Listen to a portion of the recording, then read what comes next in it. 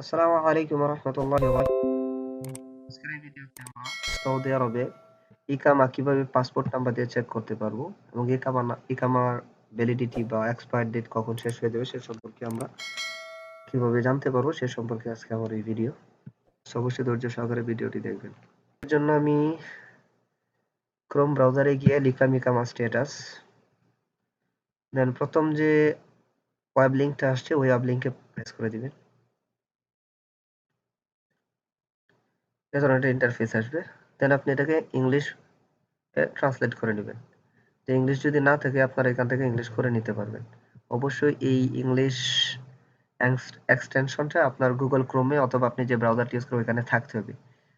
আর যদি আপনি mobile use করে থাকেন তাহলে মোবাইলের জন্য আপনার আর একটা ভিডিওতে আমি আপনাদের দেখিয়ে দিব কিভাবে আপনারা এটা ট্রান্সলেট করতে পারবেন।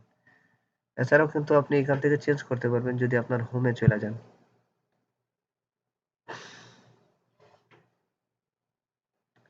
হোমে চলে যাওয়ার পর এ ধরনের একটা ইন্টারফেস আসবে। সো এ ধরনের ইন্টারফেস আসার পর আপনি এখানে ইউজার আইডি এবং পাসওয়ার্ড চাই। সো আমার যেহেতু ইউজার আইডি আর পাসওয়ার্ড নেই, এখানে আমি জাস্ট ইনকোয়ারি সার্ভিসে ক্লিক করে দিব। ইনকোয়ারি সার্ভিসে ক্লিক করে দেওয়ার পর এই ধরনের একটা ইন্টারফেস আসবে। যেমন এটা কিন্তু আপনার ইংলিশ ভার্সন দেখাইতেছে, এখানে সিলেক্ট করা আছে কিন্তু আরবি। এখান থেকে আপনি ইংলিশ করতে পারবেন। সো আমি এখান থেকে ইংলিশ করে নিলাম। এরপরে query for Saudi employee, Saudi আরবের যে নাগরিক আছেন তারা যদি তাদের ইকামা স্ট্যাটাস চেক করতেছে তাহলে কিন্তু এটাতে ক্লিক করবে। আর যারা এক্সপ্যাট্রিয়েট, আই মিন প্রবাসী আসছেন, অন্য দেশ থেকে সৌদি আরবে আসছেন, তাদের জন্য হচ্ছে এটা। সো আমি যেহেতু প্রবাসী, সো আমি এখানে স্টার্ট এ সার্ভিস 2 নাম্বার যেটা অপশন আছে এটার জন্য আমি এখানে দিয়ে দিলাম। দিয়ে দেওয়ার পর এই ধরনের একটা ইন্টারফেস আসবে।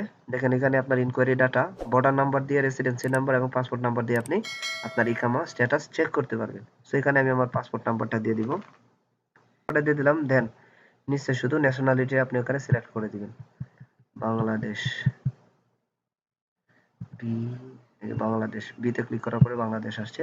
সো পাসপোর্ট নাম্বার এবং ন্যাশনালিটি দেওয়ার পরে আপনার এখানে আর কোনো কিছু করতে হবে না, বর্ডার নাম্বার বা রেসিডেন্সিয়াল নাম্বার দেওয়া লাগবে না। আর যদি আপনার বর্ডার নাম্বার এবং রেসিডেন্সি নাম্বার থাকে তাহলে এটা দিয়েও কিন্তু আপনি চেক করতে পারবেন। এরপরে আপনার ভেরিফিকেশন কোড, এখানে যে কোডটা দেখতেছেন 308444, এটা এখানে লিখবেন 3084 এরপরে আপনার রিসার্চে ক্লিক করে দিবেন। রিসার্চে ক্লিক করে দেওয়ার পর আপনার যদি ইকামা হয়ে থাকে তাহলে এখানে আপনার শো করবে। দেখেন আমার ইকামা কিন্তু হয়ে গেছে, ওয়ার্কার নাম্বার দেওয়া আছে, এই যে ওয়ার্কার নাম্বার দেওয়া আছে, প্লাস আমার নাম এখানে উল্লেখ করা হয়েছে এবং আমি যে কাজে আছি, চাকরিতে আছি এটা কিন্তু দেওয়া হয়েছে। যদি আমি কাজে না থাকতাম তাহলে কিন্তু আপনার এখানে দেখাইতো কাজে নাই আর কি। আর এখানে ফ্যাসিলিটি ইভালুয়েশন হচ্ছে আপনার এক্সক্লুডেড, ভ্যালিডিটি ফ্যাসিলিটি পারমিট দেওয়া হয়েছে। তার মানে আমার ইকামা অনলাইনে অন্তর্ভুক্ত করা হয়েছে, আলহামদুলিল্লাহ এখন কাজ করতে পারবে। সো এইভাবে আপনারা চাইলে যারা সৌদি আরবে আছেন তাদের ইকামা চেক করতে পারবেন। অন্য আরেকটা ভিডিওতে আমরা আলোচনা করব ইকামার এক্সপায়ার ডেট কতদিন আছে এবং ইকামার ডেট চলে গেলে কিভাবে আপনার ইকামা রিনিউ করা লাগে সে বিষয়ে বিস্তারিত আলোচনা করবো অন্য একটা ভিডিও।